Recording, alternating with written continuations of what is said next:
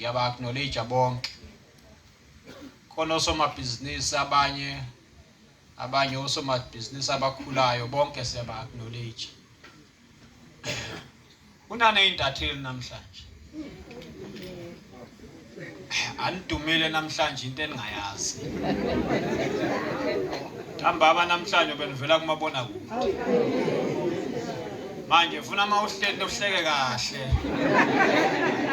Uma ungahleki kahle uzawubona izwe lonke ukuthi akasahleki kahle.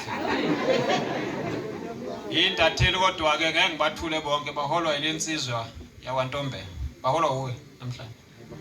Baholwa uJabu. uJabu ngiphuca amandla. Baholwa nangu udadewethu namhlanje. Bathe nabo bafuna ukuzohlanganyela nani kulo msebenzi wanamhlanje. Le nsizwa-ke eshaya ugumbe lolu iwushaya kahle lezi insimbi. Uyashaya insizwa. Ikhona enye insizwa ehleli la ngaphandle. Insizwa nje kahle encanyana. Ithi izawumculela mangiqeda ukukhuluma. Cule nje idanse nami.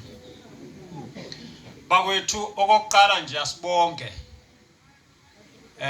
kakhulu kwigatsha likaKhongolose la. Uzawukhumbula Mphemba noSithole. uSithole kuthiwa akathandazi uyakhuluma. Yabona iy'nkinga zethu yiningi. Kade ayivisa umbhobho uSithole. Khona noDlamini lapha emuva ngiyasola mathi akavalele ngomthandazo. Uzoqala esinye ispeech naye. Manje isho ukuthi leto nhlanhla nino happy jwayelani kubiza imhlangano. Ngoba futhi abantu abalithola ithuba lokukhuluma. Ukuthi kuthiwa abathandazi bayakhuluma. Bayibizana imhlangano ukuze abantu bonke bethola ithuba lokukhuluma.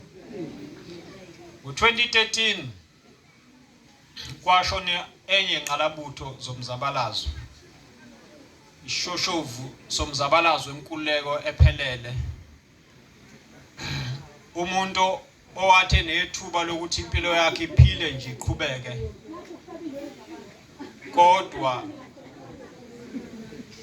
wami esimeni sokuthi ayikho inkululeko ebakhona ngawedwana mawumnyama. Uma wena uwedwa ubona ngathi ukhululekile kodwa besela abanye abantu ikakhulukazi abamnyama isuke ingaphelele le nkululeko. Omunye weshabashiki wayikhuluma lo mlayezo kabanzi kwakuMandela. Abantu abalwazi udaba lokuthi uMandela wathola ithuba ekhula lokuthi afunde. Wagogoda waze wafunda nezobumeli. Kodwa ubumeli bakhe akabusebenzelanga ukuthi ufuna ukukhulisa yena nomndeni wakhe. Wakusebenzela ukuthi uzolwela amalungelo abantu abaningi ababecindezela. Ngoba incindezelo uyibala ngendlela ezihlukene. Incindezelo uyibala ngokunganikwa ilungelo lokuvota. Kodwa futhi incindezelo uyibala ngokuthi isimo sokuphila ekuhlaleni singabi isimo esimukelekile. Incindezelo leyo. Ngoba ngisho singavota yonke iminyaka okokuqala uma abantu bakithi besalala ophahlweni olungekho, besalala ey'ndaweni engamukelekile, besalala bengadlile, besalala bengenawo ugesi. Uma bakithi abamnyama omama bona mabefuna amanzi funa bephume bewacinge emlambeni, bebuye nawe engcolile bewathwele ekhanda, bengajiki lapho kungenani egcekeni noma eduze kwasekhaya ukuthola amanzi ahlanzekile. Uma ezethu iy'ngane zihamba amabanga amade ziye esikoleni zingenawo umfaniswane. Uma ezethu iy'ngane uma yisaqeda esikoleni zingazi zizoshona kuphi ngakubala kube kuningi. Kodwa uma ekuhlaleni njengoba sihlala ekuhlaleni, ingane yentombazane ingakakwazi ukuya esitolo ntambama lapha kwaNtshangase ngoba isaba ukunukubezwa. Uma kunogogo abalala besaba ukuthi ngahle kusekuseni senginukubeziwe, kusho ukuthi umzabalazo wethu usesendleleni awukakapheli. Ngoba funa uzofika esimeni lezi zinto engiyibalayo iningi lazo siyisuse zonke. Singayisusi siyishiye ezinye. So uMandela uyisibonelo esihle sokuthi yena ngendlu yakhe wayengakwazi ukuthi endlini yakhe imfudumalo ibe khona. Kodwa wathi imfudumalo yakwaMandela ayenele. Uma abantu abanye abamnyama bengafudumele, imfudumalo ayikakabikho. So uba nje ishabasheki sokulwela inkululeko yabantu abamnyama unethuba lokuyisebenzela nomndeni wakhe akwazi ukuyiphilisa. Akangenanga emzabalazweni ngoba ethi ithuba lokusebenza, wangena emzabalazweni azi ukuthi ubhekene nezinto ezimbili. Eyokuqala ukuboshwa, eyesibili ukufa engekhe. Manje uMandela umeshona ngo-2013 December 5. Ngaleso sikhathi nathi la sasinikwe ithuba kule wodi ukuthi sisebenze nani njengombutho wesizwe. Uhulumeni ikhansela kule wodi kwakuyikhansela lombutho wesizwe uKhongolose. Sahlangana nani ngomhla ka5 manikhumbula kuleli ground.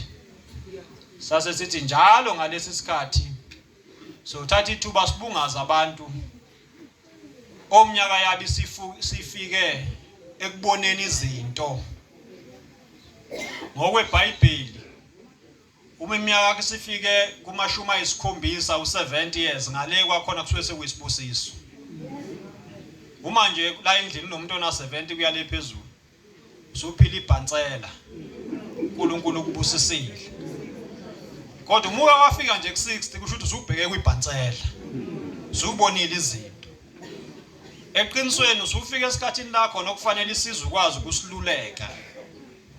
Uzusiluleka isizwe ngeqiniso hayi ngemizwa. Konke ebikhulunywa la induna yakhulunywa ubaba uSithole, yakhulunywa uHappy, ngeke ngisho mina. Ngoba nina sinithanda nonke. Sinithanda niba mnyama njengami, sinithanda niba mhlophe. Sinithanda niyelo, sinithanda niyiphuzi. Sinithanda noma ngabe ninjani.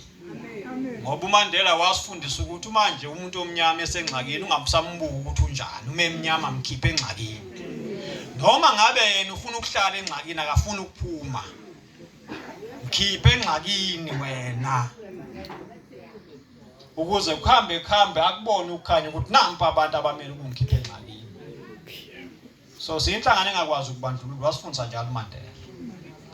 Manje saqala ke lo mkhankaso ukuthi njalo ngonyaka sihlangane la. Sihlangana la noma sihlangane phezulu. Kodwa kwahamba nduna yesizwe sabona ukuthi hayi umhla ka5 awulungi kahle.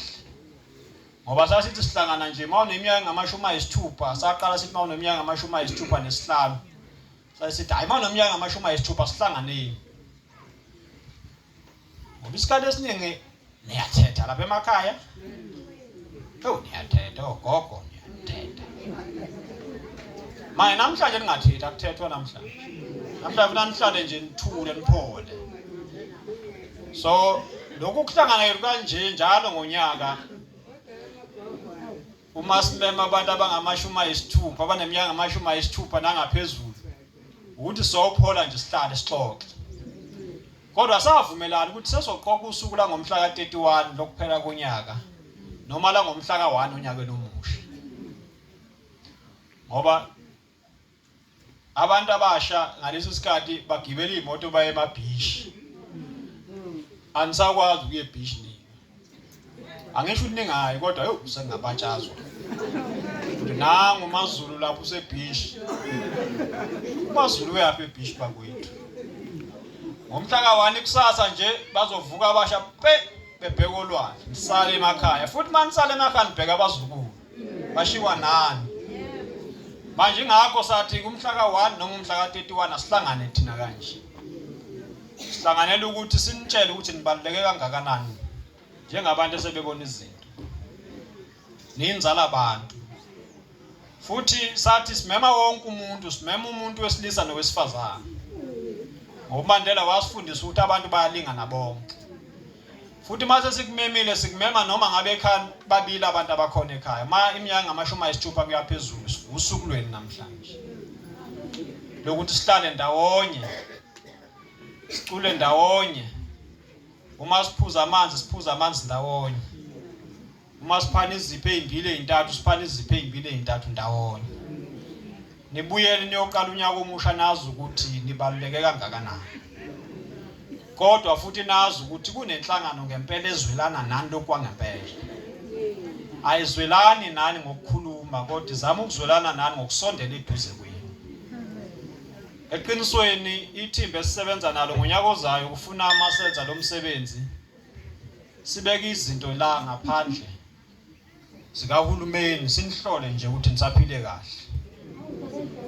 Masiqeda ukunihlola nisaphile kahle nithole nethuba lokukhuluma nje nabantu enifuna ukukhuluma nabo ngoba yilanga lenu leli. Manje ngeke ke ngande kakhulu ngoba sekukhulunyiwe. Kodwa sinicelele namhlanje ukuthi siqhubeka nomgidi wethu waminyaka yonke wabantu abahlala kule wodi abanamashumi ayisithupha kuyaphezulu. Ngonyaka ophelile ke kombe kulindiwe nabacinga abantu ababhala phansi. Ngizwile lokho ukuthi anikwenzanga lokho nivele nakhipha imoto nje. Nathi unalo ipasi? Imoto ibisho njalo angithi. Ibibuza unalo ipasi? Futhi umuntu acinga ipasi lakhe. Yayiseyabuza imoto iminyaka yafika amashumi ayisithupha. Hayi nacela ukubalelwa ke. Nabalelwa wonke umuntu oneminyaka amashumi ayisithupha kuyaphezulu wamenya wezwa la. Kodwa nimenywe umbutho kaKhongolose. Unimeme ngoba unozwelo nani futhi unikhonzile. Kodwa ngesikhathi unimema lo mbutho awushongo ukuthi umema abantu bawo. Umeme wonke umuntu. Isizathu sokwenza lokho ngoba uKhongolose uyiphalamende labantu. uKhongolose akalona iphalamende lamalungu eANC. Kodwa uKhongolose uyiphalamende labo bonke abantu. Ngakho uKhongolose ume nobumbano awuhlanganisa nabantu efuna ukugubha nabantu abathile iminyaka afuna ngabaqwasa abantu. Ngoba enye into uKhongolose alwisane nayo kakhulu ngesikhathi encindezela ukucwaswa kwabantu. Yingakho uma uKhongolose biza imbuthano njengale engabacwasa abantu. So uboli bukaKhongolose sonke sihlangene la. Sithe uma kunetiye eliphuzwayo kwaMdaka noma kwaNtshangase kodwa lingaphuzwa kwaKhumalo noma ngabe lincane kangakanani akwanele lokho. Kodwa ikakhulukazi kwinzala abantu. So namhlanje umgubho nje wokuthi imfundiso kaMandela sizama ukuzenza. Lensizwa ke ithi sisebenza amanzi. Umsebenzi wethu kwaHulumeni asiyena uHulumeni namhlanje umbutho. Kodwa kwaHulumeni umsebenzi wethu amanzi. Manje la mashobane amanzi ayaphuma kwezinye indawo aphuma kwezinye indawo. Abantu basemagengebula abahlale bekhala amanzi awafika. Beka badletsha ayafika. Inkinga yala enkulu yamanzi udaba lokuthi ngesikhathi idamu ihluhluwe elikhandwa ngo1963 langakhandelwa abantu bakwaNompondo. Langakhandelwa abantu basebheka badletsha. Langakhandelwa abantu basemagengebula bakwaSmolo. Lakhandelwa abelungu abambalwa ababehlala edolobheni laseHluhluwe. Laphinde lakhandelwa abalimi abamhlophe ababelima mawubheke olwandle.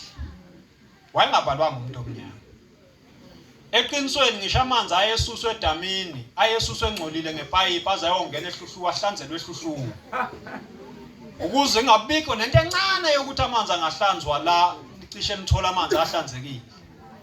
Bafuna ahambe zonke lezi inkala adlule ebheka abadletsha anqamule esafari lapha esiqiwini azofika edolobheni engcolile. Afika ahlanzekwe eHluhluwe. Bese benikwa ke laba bebali lithile kuphela. Nangabalwanga nini. Indaba ishintshe ngo1994. Yiyo lento eyenza mhlawumbe ubaba uSithole bekhale kangaka. Ngo1994 kwathiwa ngeke kukhandwe idamu endaweni ehlala abantu abamnyama. Ngoba umuntu oqala ohlushwa zimboma nohlushwa zingwenya abantu abahlala eduze kwedamu. Abantu bala. Kodwa libasizi leli damu. Kwaqala uhlelo lokuthi kuhlanzwe amanzi, sikwazi ukuthola amanzi ahlanzekile. Kodwa niyazi lapha enkosini ithangwe ebelikhona likhandwe ngalendlela ukuthi maligcwala liqale liphakele idolobha kuqala ngithi. So abantu abangawaswela amanzi abawathola zonke insuku abantu abahlala edolobheni. Manje into esiyenzayo ke manje nalensizwe mashobana. Lapha enkosini sinikhandeleleni ithangwe manje elenu nje.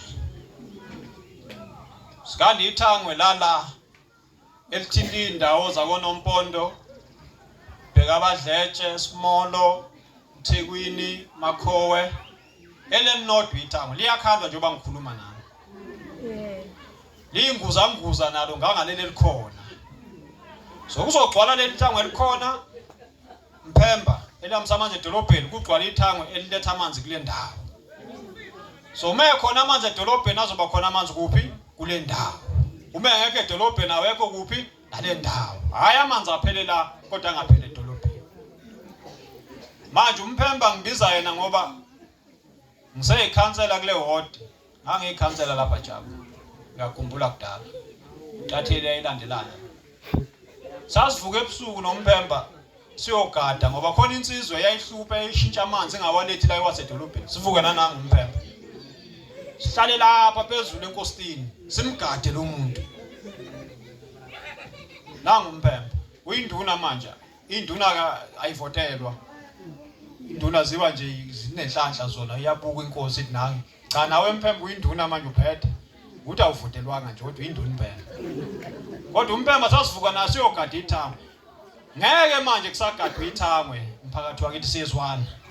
Ngizoba nethangwe leni elinjani eligcwele amanzini kuzokwenza ukuthi amandla nomfutho wamanzi zingabikho indawo eziba nenkinga ukuthi amanzi awafiki kule ndawo ayefika kodwa. Ngoba umthamo wamanzi nomfutho wamanzi uzoba mningi amanzi ahamba ngomfutho. Asezohamba amanzi afike ngibona ubaba uZungu waseBhetani.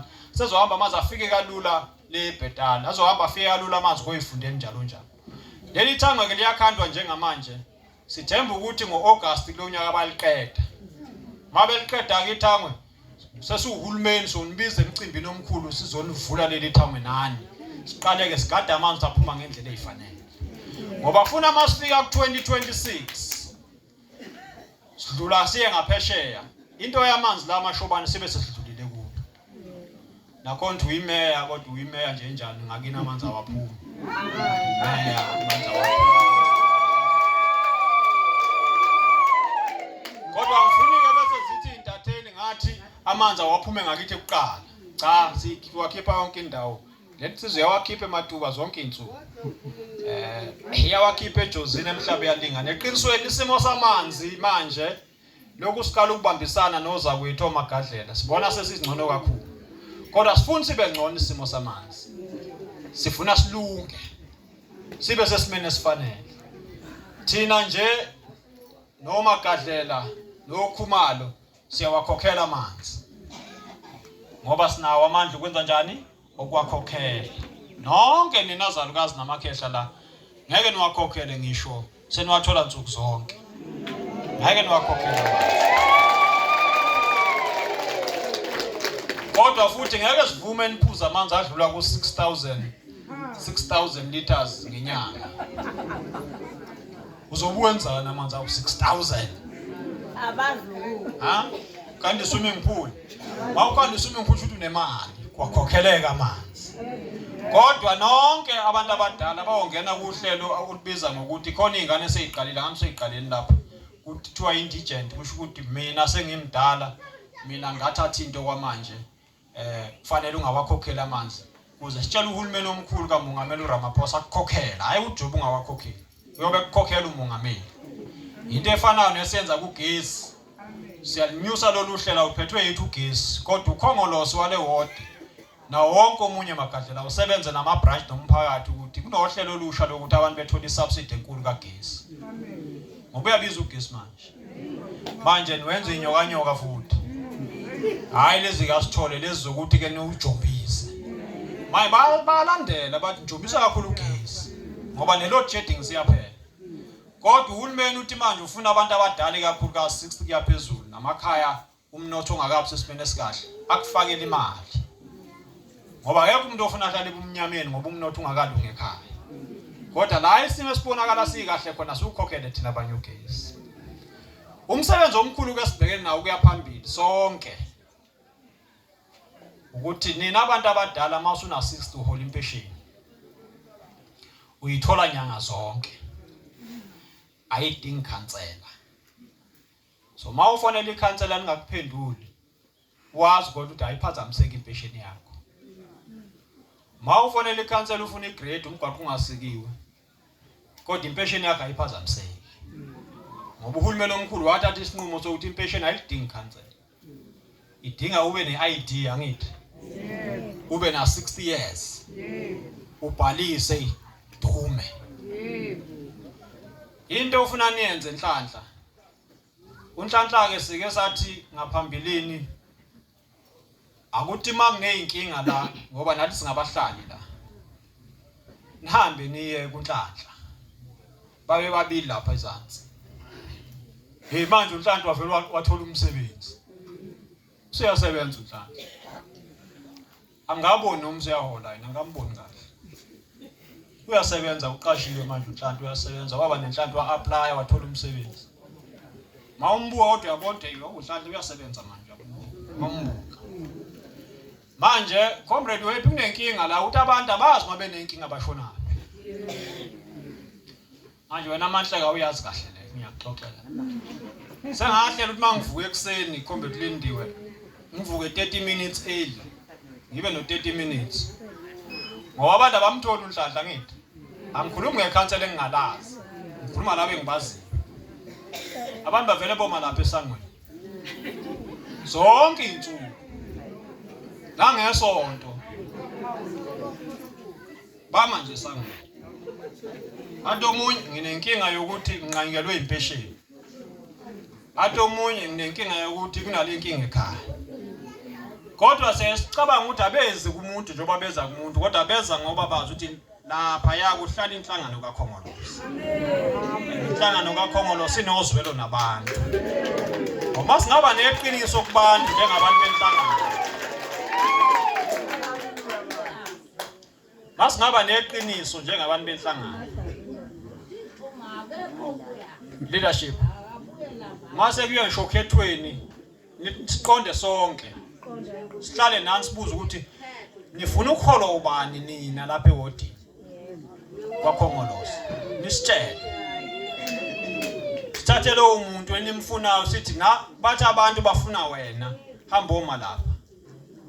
Ngoba uHerigwala wasifundisa ukuthi abantu bawuThixo.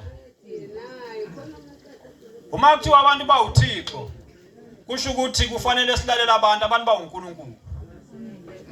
Eqinisweni bawuNkulunkulu ngempela abantu nangokweBhayibheli.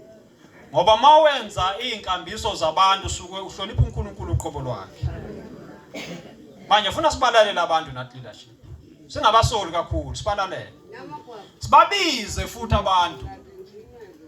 Ozani sizoxoxa sizwe. Uqala umhlangano emini wena siya.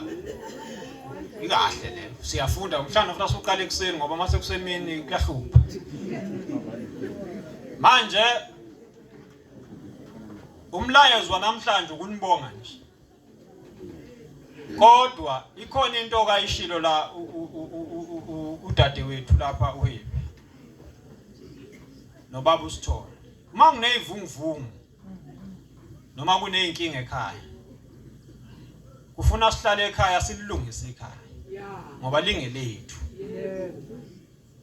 Ngoba sikwazi ukubhidliza ekhaya lethu sizawuhlala sokhoselaphi thina.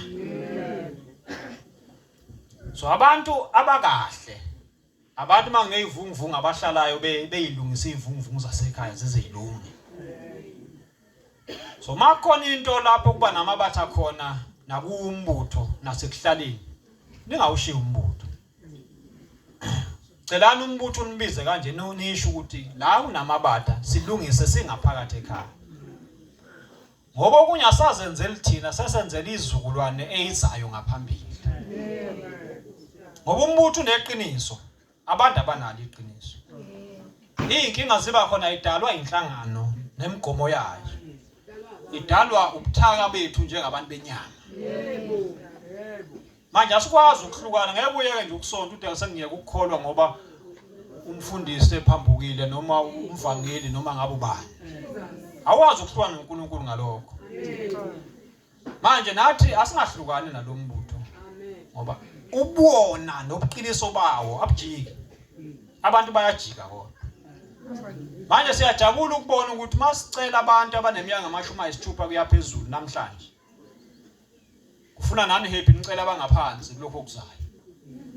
Phela skate. Yeah. Nina na 35 nicela abanga 35 naphansi. Wonke umuntu acele ngoba nathi sibheke ku60 ngathi ucela ontanga yakho. Noma ke sesi imithetho siyayisilungisa imithetho. La eqasheni sesiqasha wonke umuntu kodwa siqasha masona 60. Ngeke siqashe usuna 60 ngoba uhulumeni uyakubhekela. Ngoba luhlelo kahulumeni eqinisweni lemali eniholayo imali yenu. Kufuna uma uhola ube nemali encane oyibekayo. Uyigade. Eyesibili thenga Kentucky. Mawusakwazi ukuphuza iCoca-Cola, angiyipromote ukuphuza iCoca-Cola. Phuza ijuice. Eyesithathu weqisa inyanga ngenyanga ezawuthenga ama-Kaiser. Weqisa inyanga ezintathu ezini uthenga ama-Crocs. Kungalanjwa ke ekhaya uhulumeni esibhekile. Ulenze lifudumali ekhaya. Ufi iwindi uthenga iwindi ushintshe iwindi liphile. Kodwa manje into eyiningi enzenzayo anikutholi ithuba lalokho. Ngoba nidalwe ngalendlela yokuthi anikwazi ukubuka isimo ekhaya uma singekho kahle ningasiphakamisi. Uma kufanele nibheke abazukulu ngayo le mali. Abanye beni babheka abazukulu, imali yabazukulu ingaphumeli kini iphumela kubantu abashiya izingane bahamba nazo. Manje ufuna siyilungisele ingabikho ingane eholelwa eStenga, ngenza isibonelo ngeStenga, kodwa ingane ibihlala la. Imali eholela ingane malini manje 470 580 oh ngisasele emuva 530 rand. Wena mawengane uma uthola nje u30 rand kwanele 500 wonke lo anti 30 rand ugibele owengane. Ngapha ke emhlaba yalingana ngezwe isimanga kulabo abantu abathola u370. Kuthiwa mayingenile le mali bashaya impempe ebusuku. Bavuke ekuseni bethatha amakhula box. Bela kudayisa khona uphuzo oludakayo. Ngoba kuseduze nolwandle bohlala olwandle abantu bangakini ngobese.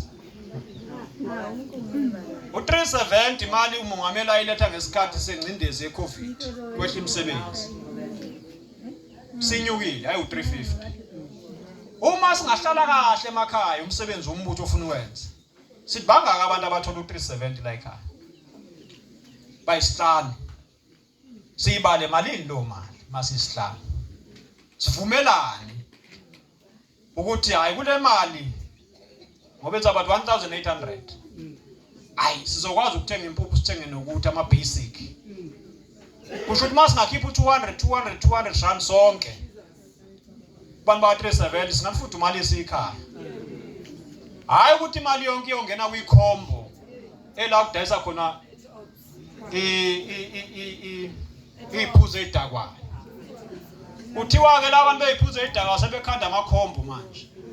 Ikhombi u369 rand. Sikuhola u370 wena bekushiye neshumi nje. Ubuye umamatheka yonke indlela lenesavana nalokho okunye okubuhle. Emveni kosuku olodwa ihambe yonke lento kodwa isimo sendlala sijikanga.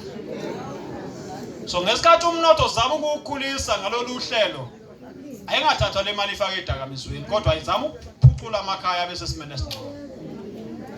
So sengihlala phansi ke ngoba besingezokhuluma namhlanje. Sithe masihlangana ke noza kwethu. Njoba sengichazela kulona uhlelo lukahulumeni lolu bakwethu. Siyezwana mphakathi wakithi. Cha kulona uhlelo kahulumeni. Uhlelo nje lokuthi sizalwe la sonke.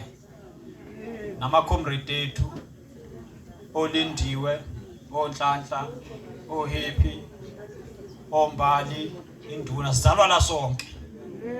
Manje sifuna namhlanje njoba sizalwa la siyindawo namhlanje. Sohlala nansi sihleli nje la. Siyohamba sekhamba ukugcina namhlanje. Sithe namhlanje sifuna ukuhlukana nani, sihlukanise lolu suku nani. Kukhona into abanihlanganisele yona nonke. Manje iminyaka ngamashumi ayisithupha kunjani kuya phezulu. Kodwa basihlanganisele yona. Akuyona into enkulu kodwa nje bakhona bakuhlanganisile. Angiyibonanga ilist yakho nithi. Khona ithiwa khona into esampuphu, ithiwa khona into esarice, babala nje izinto. Bafana nane ngoba aqala sasimnika izinkukhu la mthutha ngithi. Manje sekwangena ugesi. Angenze nazo nama fridge manje. Yeah. I5 kg ye braai pack nje uzokwazi ukuyibeka ngithi.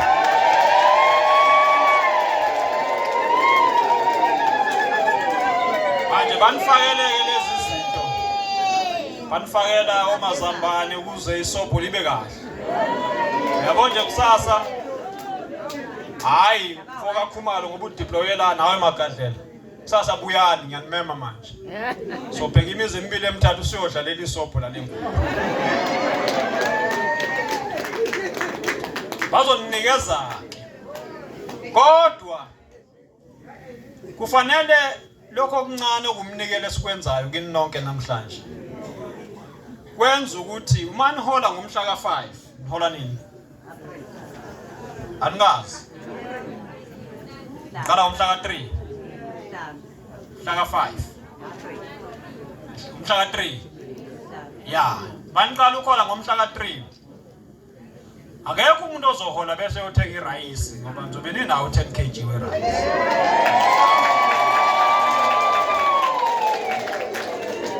Jami impuphu yona ulisebenza njalo ungayandisa nje. Kodwa uzobe unawo 10 kg wempuphu.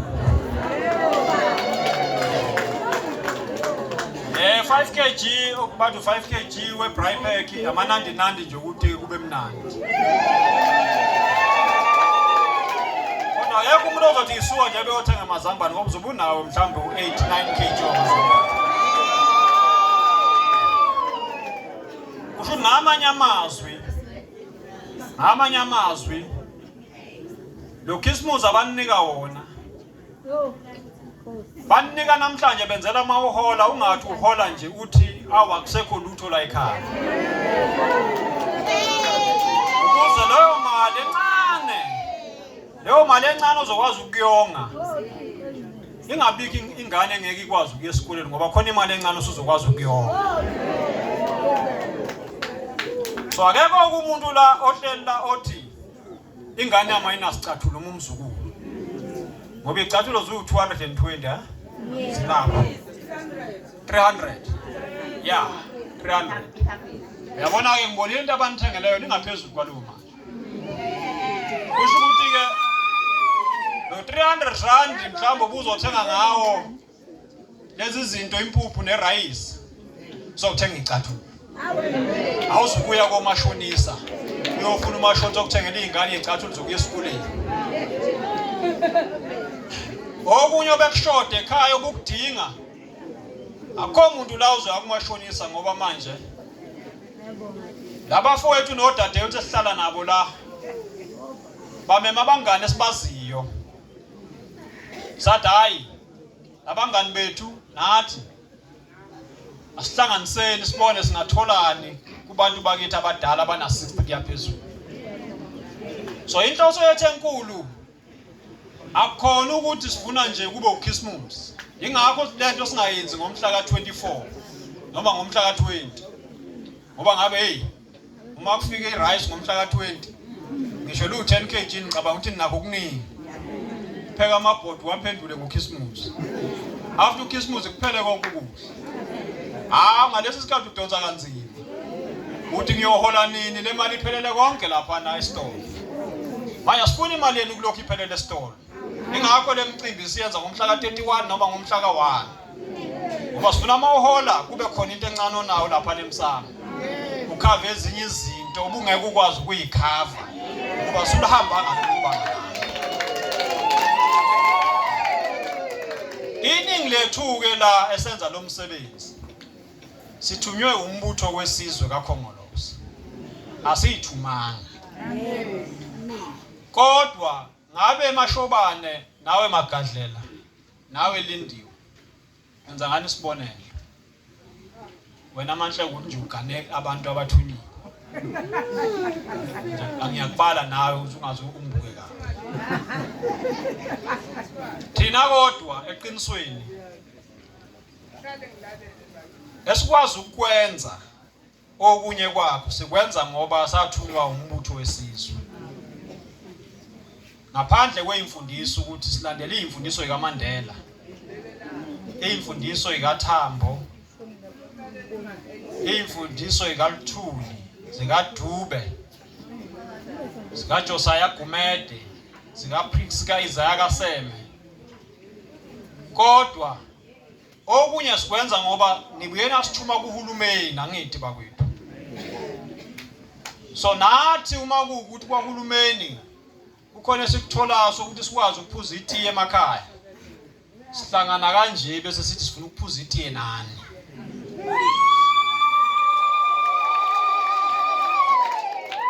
Ngenzela ukuthi ningayithathi kabi uma nizwa kunabantu abangathi bayabalisa. Ukuthi mase kufika izikhathi zokukhetha uHulumeni, khethani kahle. Ngoba amanzi lensizwa le sukuma Mashobane. Ufuna ukunika nenamba yabo, ningiyeke mina. No. Ufuna khipha amanzi kule water, phuma amanzi.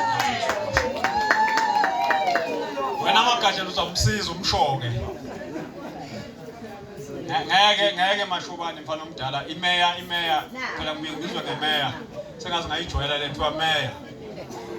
Yayingixaka kuqala. Kodwa ngeke la kuthiwa kushala khona imeya ngempela amanzi mzala abaphumi. Ha? Mashobane qeda leli yathango likhanda lapha phuma amanzi. Lokho asincikiseni ngakho. Ilungelo lenu. Manje uma nizwa abantu beninxenxe ukuthi ningalahli inhlangano. Ingoba lokho abakuzamayo labafowethu kwanamhlanje ukuthi sihlangabezane bakwenza ngoba bathola amandla bethunywe le nhlangano ngoba iningi lenu niyayivotela le nhlangano. Akona umhlangano lo wokuzojoyinisa inhlangano sezwana bakwethu. Kodwa umhlangano lo wokuthi asibuse ndawonye. Kodwa nathi mase ihamba indlela phambili noma ngabe ukuyiphi inhlangano. Mase kushawo X ushaya iduze kwale nhlangano ngoba ayihlukani nani. Ayikho into ebuhlungu njengekhansela elikhethwa lihlala la bese lihambe liyohlala kwenye indawo. Angazi le nto ibuhlungu kunjoba nje ubole kuyithuba Mashobane bese sisuka la kuthiwa sesihlala eBay. Umdawu uhlala le manje eBay. Mawufuna umdawu uhlala eBay umdawu. Kodwa wakhetha ehlala kuphi? Ehlala la. Ukumthola okunye kodwa usizo lwabantu uzolwazi kanjani uma ungekho phakathi kwabo. Ngoba fanele lihlale phakathi nabo abantu. Eyokugcina ke comrade wephi abantu no solve into yalapha eMageni ebula. Sisolve le nto yalapha eMageni. Ngoba khona umuzi lapho wasala kunendaba engalungiswanga. Kanti izindlu la manje siyababongela sebenezindlu. Kodwa ngiyezwa kuthiwa khona abantu ongathi ibuye babuye ngamanye amehlo ibeqe. Manje izindlu ufuna ikhandelwe abantu ngesimo sabo kuqala. Isimo sika Mdaka phambi kwenu asidingi ukuthi abe nendlu. Liyangizwa mphakathi? Uma ngabona indlu lapha kaMdaka nobhikisha. Izimo zethu ayifani, ufuna siqale ngabantu ozimo zabo zicayi kakhulu. Ezinye izimo ngabona udonga lumile kanti ngaphakathi hayi kuyafiwa. Manje lezi zindlu ngizazi kahle ke mina. Angijwayele ukukhuluma ngami kodwa lezi zala ngizazi kahle. Ngizana ngalesikhathi ekuthiwa imali ayikho sikhuluma noZikalala wayekhona ngaleso sikhathi uchaza Zikalala uzoyifaka imali la wayondunankulu. Akuzona izindlu zokukhetha abantu futhi hayi umuntu ofuna khankase ngezala izindlu. Ezala sizazi kahle izindlu. futhi manje ibhajiwe inqola ngoba ufuna ngene uphase not uphase 3 ufuna ngene allocation yesithathu manje ibhajiwe inqola kubuye kuziwe kuthina kuthiwa isibhajiwe inqola uzokhandwa ku300 lo munye olandelayo akuyena wale wodi kuphela oweyinduna ezithintekayo induna yesizwe sesivumelene nomphathisi uDuma ukuthi akayifaki imali ngoba sifuna kancane angabikho umuntu olala ophahleni ongekho esimene esikahle kanti kuyaqedwa lokho kodwa sesihlala phansi sesinibongile kakhulu ukuthi njoba sichazile uma kuneyivunguvungu ningaphuma ekhaya hlalani lapha ekhaya siyokhuza amagogogo namhlanje